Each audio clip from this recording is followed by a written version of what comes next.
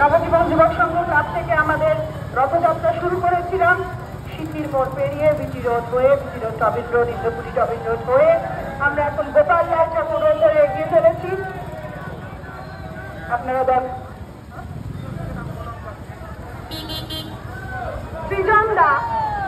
সৃজন ঘোষ মহাশয় আপনাকে অনির্বাণ চক্রবর্তী একটু রথের কাছে ডাকছে। মাননীয় সৃজন ঘোষ মহাশয় আমাদের মধ্যে উপস্থিত আছেন, তাকে অনির্বাণ চক্রবর্তী বাবাই একটু রথের কাছে ডাকছে।